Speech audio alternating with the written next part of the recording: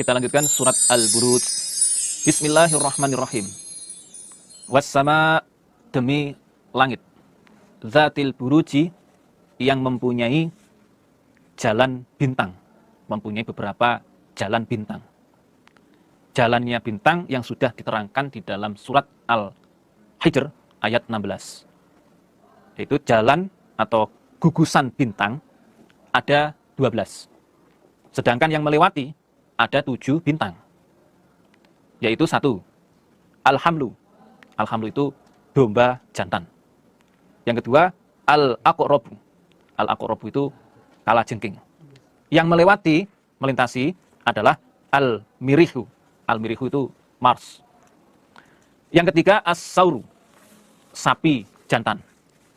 Yang keempat, Al-Mizan. Timbangan. Adapun yang melewati adalah Az-Zahroh. Zahroh itu ya, pembawa cahaya atau sang bintang fajar yang biasa disebut dengan Lucifer atau Venus. Yang kelima, Al-Jauza'u, sapi jantan. Yang keenam, As-Sunbulatu, tanaman.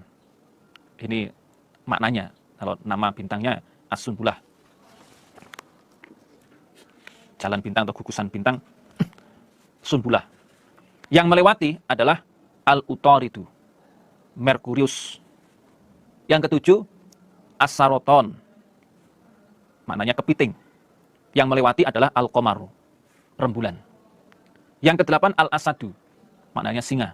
Yang melewati adalah As-Syamsu, matahari. Yang kesembilan, Al-Qausu, busur. Yang kesepuluh, Al-Hutu, ikan. Yang melewati adalah Al-Mushtari, Jupiter. Yang ke-11, Al-Jada'yu, anak kambing.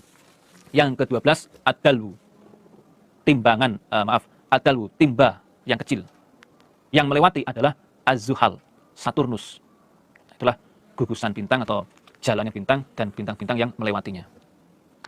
Wal yaumi, demi hari, al-mau'udi, yang dijanjikan. Demi hari yang dijanjikan, maksudnya adalah kiamat. Wa syahidin, demi yang menyaksikan. Wa masyhudin, demi yang disaksikan. Syahid, demi yang menyaksikan. Wa masyhudin, demi yang disaksikan. Ini maksudnya ada dua. Wa syahid, yang menyaksikan artinya hari Jumat. Karena hari Jumat menyaksikan setiap orang yang beramal dengan apa-apa yang mereka amalkan. Syahid. Wa masyhud, yang disaksikan maksudnya adalah hari Arafah. Karena hari Arafah disaksikan dan didatangi oleh orang-orang yang haji dan para malaikat.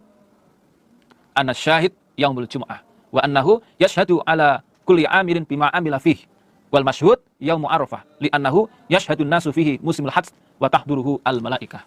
Dalam tafsir Fathul Qadir. Yang kedua, wasyahid, yang menyaksikan maksudnya Nabi Muhammad sallallahu alaihi wasallam. Wa masyhud, dan yang disaksikan adalah umatnya Nabi Muhammad sallallahu alaihi wasallam. Jadi yang dimaksud dengan syahid Muhammadun sallallahu alaihi wasallam wa masyhudun alaihi ummatuhu. Qutila, telah dibunuh. Maksudnya dilaknati. Sapa ashabul ukhdud, orang-orang yang mempunyai jurang ukhdud. Yaitu peristiwa ini terjadi setelah Nabi Isa alaihi salam dan sebelum lahirnya Nabi Muhammad sallallahu alaihi wasallam. Berarti zaman Fatrah. Yaitu di daerah Najron di Yaman. Ibnu Abbas mengatakan, kana bin Najron mulkun min muluki Himyar, yuqalu lahu Yusuf Dunawasi bin Syarahbil ibni Sarahil fil Fatrah. Qabla maulidin Nabi sallallahu alaihi wasallam bi 70 sanatan. Dalam tafsir Khazin. Di daerah Yaman sana, yaitu di Najron, ada raja. Termasuk Raja Himyar. Namanya Yusuf, yaitu Dunawasi bin Sarahbil ibni Sarahil. Peristiwa di zaman Fatrah.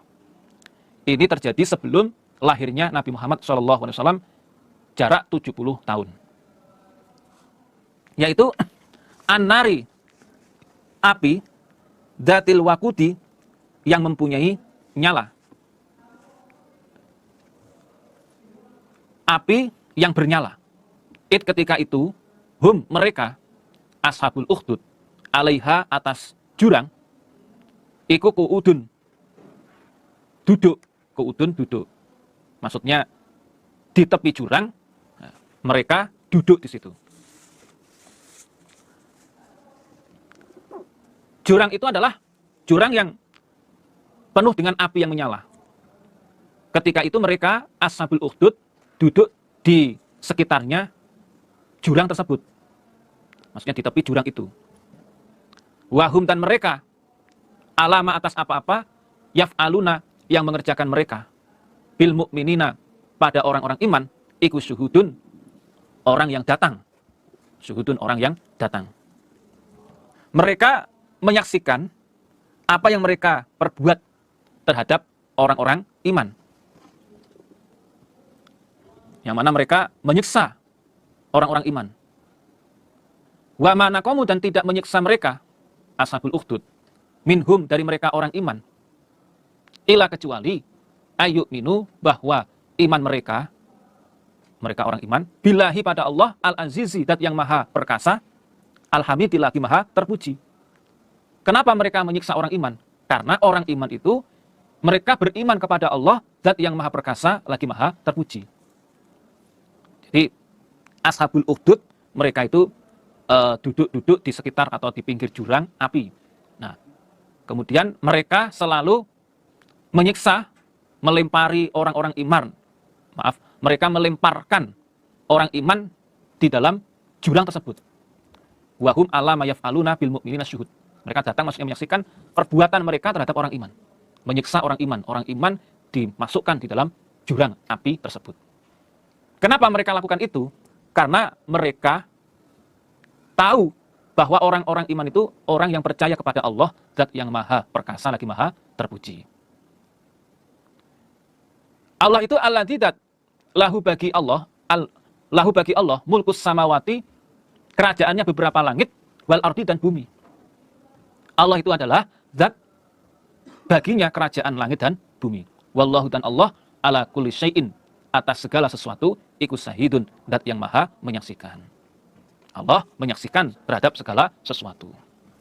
Innal ladzina, sesungguhnya orang-orang, fatanu, merusak mereka, al mu'minina, pada orang-orang iman. Orang-orang iman laki-laki. Wal mu'minati, dan orang-orang iman perempuan. Summa lam yatubu, kemudian tidak mau bertobat mereka. Falahum, maka bagi mereka, adzabul jahannama, siksa neraka jahanam. Walahum, dan bagi mereka, adzabul harik, siksa yang membakar. Siksa yang membakar. Artinya siksa membakar ini ada dua, dunia dan akhirat. Sesungguhnya orang-orang yang merusak orang-orang iman laki-laki maupun orang-orang iman perempuan, yaitu mereka berusaha menjatuhkan mereka orang iman ke jurang perapian. Mereka membakar ke jurang api. Kemudian mereka tidak mau bertobat, maka bagi mereka siksa neraka jahanam karena kekufurannya, dan bagi mereka siksa yang membakar dunia akhirat. Di dunianya, ketika orang-orang iman dimasukkan dalam api, apinya itu berkobar-kobar mengenai orang-orang kafir sendiri. Di akhiratnya, orang-orang kafir dibakar di dalam neraka jahanam karena ketika di dunia mereka membakar orang-orang iman. Nah, inilah tentang cerita Ashabul Ukhdud. Di dalam kitab Sahih Muslim diceritakan tentang Ashabul Ukhdud, yaitu cerita juga terkait dengan seorang gulam. Cerita singkatnya, dulu ada raja yang di situ sudah mulai tua. Dia menginginkan generasi penerusnya. Didatangkanlah seorang gulam yang akan diajari ilmu sihir dari kerajaan. Akan tetapi gulam ini dia mempunyai guru, seorang pendeta. Ketika dia datang ke raja, ke kerajaan untuk belajar sihir, si gulam ini juga belajar di pendeta ilmu yang benar. Nah, pada singkatnya, kemudian ada hewan besar di kampung. Si gulam mencoba untuk membuktikan ilmu mana yang paling ampuh. Kata gulam, al-yauma a'lamu as-sahir, as-sahir afdalu am rahib afdalu. Ternyata di situ gulam mengambil batu dan gulam membaca doa, Allahumma in kana amru rahib ahaba ilaika min amri sahir faqtul bihadi dabah. Delalah Allah mengendaki dengan ilmunya pendeta itu, dabah atau hewan besar itu bisa mati. Sehingga gulam lebih percaya tentang ilmunya pendeta daripada ilmu sihir. Di samping itu, gulam juga bisa mengobati orang yang sakit. Wa kana al-gulam yubri'u al-akmaha wa al-akmaha wal abrasa. Dia bisa menyembuhkan penyakit buta, penyakit asal, belang, dan seluruh penyakit. Wa yudawin nasa min sairil adwa. Sampai pada akhirnya orang kerajaan pun mendengar bahwa ada seorang gulam yang bisa menyembuhkan penyakit. Ketika itu, Jalisun lil Malik, teman duduknya raja yang buta, dia datang kepada gulam untuk minta disembuhkan sakit butanya. Atas izin Allah, sembuhlah kebutaan teman duduknya raja. Suatu hari, teman duduk raja ini ditanya oleh raja, "Loh, mata kamu kok sudah sembuh? Siapa yang menyembuhkan?" Kata Jalisun lil Malik, teman duduknya raja, mengatakan, "Yang menyembuhkan saya adalah Allah," katanya. Qala Robbi, yang menyembuhkan mata saya adalah Allah, Tuhan saya. Langsung seketika raja itu terkejut dan bertanya, "Walaka Rabbun ghairi?" Kamu mempunyai Tuhan selain saya? Dia menjawab, "Robbi wa Rabbuka Allah." Tuhanku dan Tuhanmu adalah Allah. Semakin marah ini raja. Sampai pada akhirnya teman duduknya raja ini disiksa dan mengaku, yaitu ada seorang gulam yang menyembuhkan pada kebutaan dia. Dipanggillah si gulam itu, kemudian gulam itu ditanya, "Kamu dapat ilmu itu dari mana?" Dan pada akhirnya gulam mengaku itu dari seorang pendeta. Dan pendeta itu didatangkan di kerajaan dan pendeta itu langsung disiksa oleh raja. Jika tidak mau keluar dari agamanya, maka akan digergaji kepalanya.